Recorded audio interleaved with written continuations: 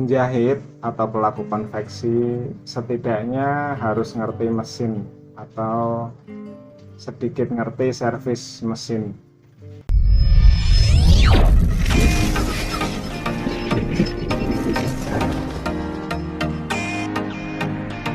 Assalamualaikum warahmatullahi wabarakatuh. Kembali lagi di Saving Boy Channel. Aku mau berbagi lagi tentang kenapa penjahit atau pelaku konveksi harus ngerti servis mesin sedikit-sedikit kayak gitu. Karena kalau penjahit kodian atau penjahit tailor itu sama aja ya, harus ngerti servis mesin.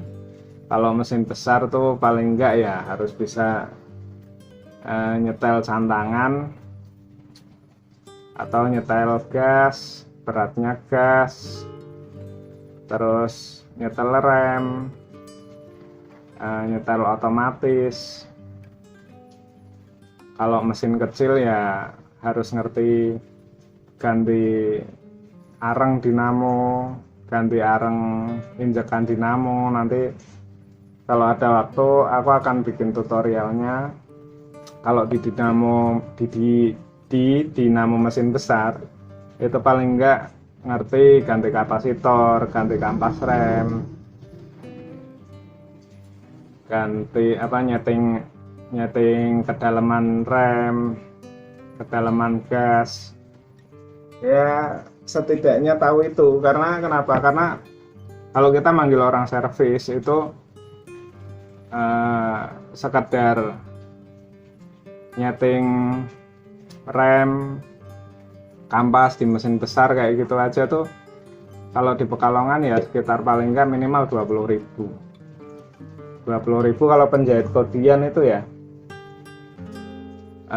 Jahit hem satu aja 2-3 tahun yang lalu waktu aku di Pekalongan itu satu potong tuh 2.500-an lah ya. Itu berarti kalau sampai 25.000 itu harus jahit 10 potong. Jadi kalau sama sekali nggak bisa servis ya, pendapatan kita tuh sering berkurang kayak gitu, karena ya itu buat biaya servis itu.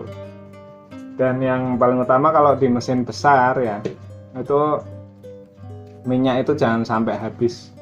Karena kalau minyak sampai habis, mesinnya sampai kuclik, itu nanti servisnya parah atau bisa sampai nggak dipakai lagi kalau macet ya.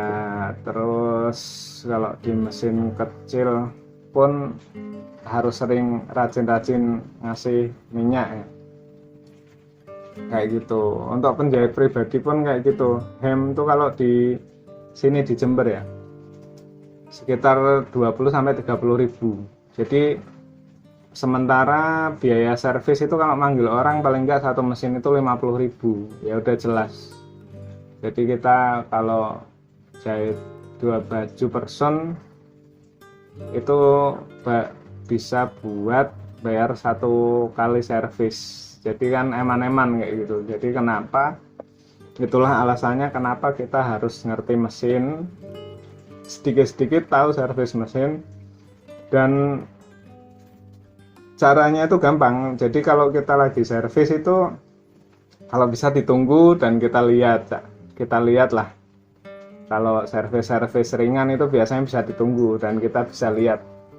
Bahkan kalau kita udah kenal baik sama tukang servisnya itu kita bisa nanya, ini fungsinya buat apa sih, buat apa kayak gitu. Dan waktu dulu aku sampai bisa sedikit-sedikit servis itu ya dari kayak gitu, dari kenal sama tukang servisnya, lama-lama saya tunggu kan. Nah, keuntungannya waktu di Pekalongan itu dulu, kalau ya ini nanti jadi siang kayak gitu, nanti aku datang siang tuh belum jadi, baru mau digarap, baru mau dipegang kayak gitu, baru mau diservis. Jadi ketika pas servis tuh aku nungguin ya, itu keuntungan buat aku sih malah. Jadi walaupun nunggu kesal-kesal tapi dapat ilmu. Terus kalau tukang servisnya yang datang ke rumah itu pun aku tungguin. Bahkan aku pernah punya penjahit tuh orang Tegal waktu itu, dia tinggal di tempat aku di Pekalongan. Jadi setiap mesin yang dia pegang habis dia pakai itu pasti jadi enak. Terus dia tak suruh pindah mesin lagi, mesinnya tuh jadi enak. Tak suruh pindah mesin lagi, mesin yang dia pakai jadi enak. Terus tuh aku tanya, ini mesin tumbuh apa nih gitu, kamu apain gitu. Ternyata dia bisa servis, jadi dia bisa setel cantangan, bisa setel ketinggiannya gigi kayak gitu, bisa setel kerapatan sesuai seperti yang dia inginkan, terus bisa nyetel tekanan sepatu ya yang sesuai dengan dia yang dia mau kayak gitu.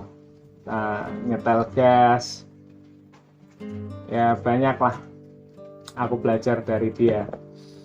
Nanti aku mau share sedikit-sedikit, semoga bisa bermanfaat, konveksi teman-teman atau tailor teman-teman supaya ya mendapatkan manfaat dari channel ini.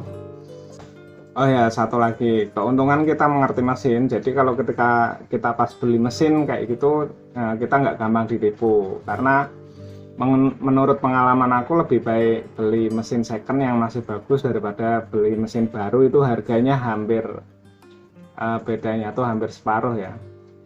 Kalau kisaran mesin baru Gras itu sekitar 4 juta, itu di mesin bekasnya itu 2 jutaan ya, misal aja segitulah, tergantung mesinnya ya. Tapi kalau kita tahu mesin second yang bagus ya itu lumayan juga ya gitu. Bahkan kalau di Pekalongan itu lebih tren mesin, kalau untuk mesin jahit itu Brother itu yang asli Jepang itu yang keluaran lama-lama, malah yang keluaran baru itu kebanyakan made in China yang lebih gampang rewel nanti setelah pemakaian lama. Karena kalau dikonveksi kan harus non-stop ya, terus garapannya banyak, jalan terus mesinnya gitu, jadi lebih awet yang mesin dari Jepang itu yang lama-lama. Bahkan dinamo pun lebih awetan yang lama-lama ya. Nanti aku akan bagi tutorial juga tips cara memilih mesin yang awet. Oke. Cukup sekian dari aku. Assalamualaikum warahmatullahi wabarakatuh.